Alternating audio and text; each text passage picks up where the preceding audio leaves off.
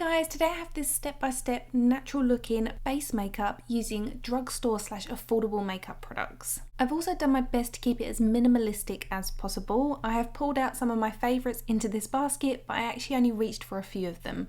So let's get on with today's tutorial. Feel free to use a primer if you are slightly oily or if you have combination skin. You've got Rimmel or you've got Smashbox. They do vary in price. I have already applied the Rimmel anti-redness primer earlier in the day, so I'm going to go straight in with foundation. Today I'm using my favourite drugstore foundation, which is the Milani 2-in-1 foundation and concealer. I have done a few tutorials on this foundation in the past. I've also done a comparison with this against the Armani Luminous Silk, because for me this is kind of like a really good drugstore dupe for that foundation. I will link that tutorial for you on screen if you want to see it. So if you are using a primer, you want to give it a few minutes to really settle onto the skin. You could use a mattifying primer. There are anti-redness primers. You have primers for slightly drier skin. They're not necessary, but if you want it to last longer, often a primer is a good option. Then when it comes to your foundation application, I like to dab my foundation all over my face first. This way I'm distributing most of that on the skin, rather than putting it on the back of my hand and dipping my brush or my sponge directly into the foundation, because those tools are really going to absorb that foundation. Whereas applying it directly to your face with your finger first means you're not going to lose the majority of that product, especially if you are using something that's quite expensive. But even with affordable foundations, you want them to go as far as possible, and it also means that your damp sponge is not going to be caked in foundation on the inside of it, which means it's harder to clean, and that's where bacteria breeds. So keeping your foundation on the surface of your sponge or the bristles is much better for your tools, but also it means you're not going to waste any product. So as you can see, we have a nice even distribution of that foundation with the help of a damp sponge.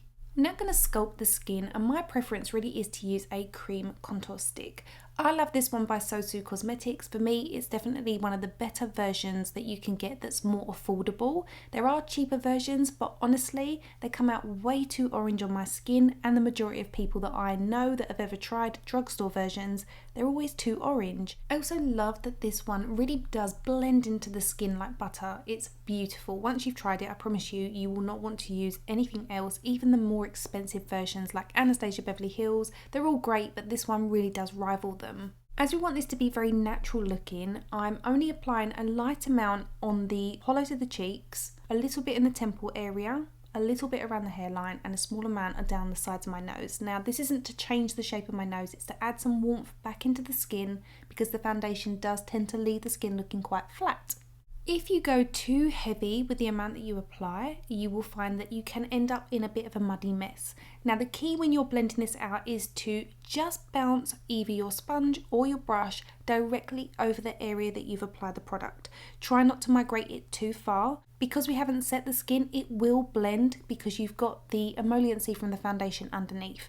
So just bear with it, keep using a stipple motion and keep it in the area that you want to apply it.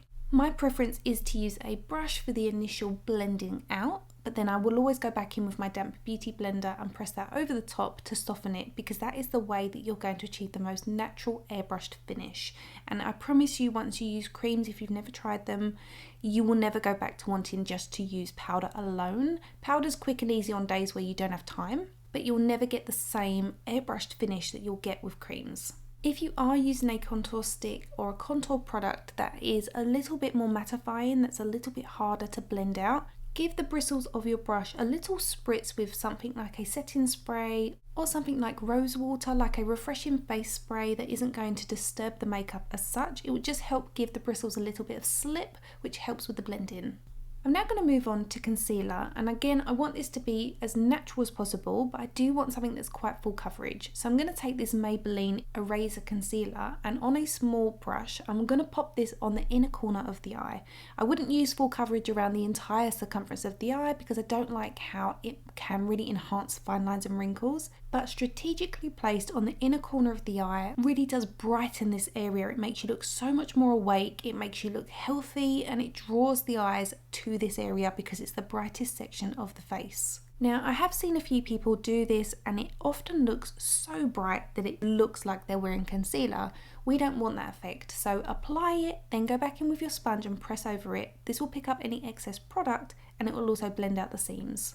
We want it to look brighter, but we still want to look as natural as possible, almost like we've made that effort, but it's more effortless. This is a key tip if you are slightly more mature, because this area of the face really does start to sink as we age, so we really want to brighten that inner corner of the eye. I then also like to just take a tiny amount on my bristles and just apply that to any areas that needs a little bit more coverage. This area of my face here just below my nose tends to get a little bit red. And that's the only amount of concealer I'm going to use today, but you use it where you need it. I'm now going in with this NYX HD finishing powder. This is a loose setting powder, and I'm going to press this over the majority of the face using a powder puff. The only areas I want to avoid applying powder to at the moment are the top of the cheeks, because this is where we're going to apply some cream blush. Therefore, I don't want the powder underneath the cream. It is doable when you apply a very light amount of powder, but I don't want to diminish shine in this area. As I'm not going to be wearing any eyeshadow today because this is just a base makeup tutorial, I'm making sure before I set my eyes, I'm making sure I have no creases in there first, then I go in with my powder. I'm also pressing the sponge into the powder first and then onto the palm of my hand to really press it into the sponge. So I'm only applying a very light amount to the skin because I don't want to look powdery or overly mattified. We want to diminish the reflective shine, but we still want to look healthy and glowy. So as you can see, this is what we have now, a really nice natural base. I'm going to pop on this lip glaze by Max Factor. It's a clear one. I wasn't going to include anything other than the skin because I am going to be using a mix of monochromatic blush and lip. I thought I would include that. So this is the Max Factor lip glaze. Such a beautiful product. I have put this in my personal bag because I love it. And I'm going to go in with the Revlon Mousse Blush. I did share this back in the summer and they're only about £5.99 and they are so intense, like crazy intense. Today I'm going to mix together Grapefruit Coral and Blossom Rose Pink, and this is the result. It's much more wearable. I love the mix of these two shades together. So I'll just show you what I did here. I popped a little bit on the back of my hand and used a spatula to blend them together. So using my finger, I'm patting that on top of the glaze that I put on my lips, and I love this combination. It's so fresh and it kind of reminds me of some of the lip glazes that they used in the 90s in programs like Sweet Valley High and some of the other teen style programs like Clueless and Saved by the Bell, etc. I'm not referring to the 90s supermodel era. So I'm taking a brush and I'm stippling that onto the back of my hand so the majority of the product comes off of the bristles before we bounce that onto our cheeks so that we don't get a intense colour payoff that's going to be hard to blend in. Then once you've laid down the initial colour onto your skin, you can then go in with your beauty blender to press over that to achieve even more of a subtle finish. I'm then using what's left on the bristles, so a very, very light amount, to press that just slightly above the brow bone, and this just makes the skin look slightly more healthy as if you've been on holiday, and then again press over that with your sponge. I'm then taking my powder puff dipped in a very light amount of the NYX loose powder, and again pressing that just through the centre of the face and then ever so slightly just onto the blush of the cheek because this will make it look a little bit more subtle. At this stage, if you want to, you can use a setting spray. In my opinion and my experience of using them, I find it just breaks down the foundation a lot quicker when you are oily. For those of you that want extra glow on your cheeks, I can highly recommend this Bright Lights Highlighter by Revolution. It has a subtle pink glow to it, but there's also one that's slightly gold. I really like this one. As you can see, it's super reflective, so you do want to be really subtle in your approach. Again, pop it on the back of your hand, use your finger to tap off the excess product, and then use that to pat onto the high points of your cheeks. You can also pop this on your Cupid's bow, a little bit on the tip of your nose if that's your vibe. You can also pop a little bit on your brow bone, but if you want a very natural look like I'm going for, then be subtle in your approach. And that rounds up today's makeup look. I really hope you've enjoyed it. If you've got any questions, leave them in the comment section below and I'll do my best to make sure I've listed and linked all the products in the description bar so you guys can shop directly from the video.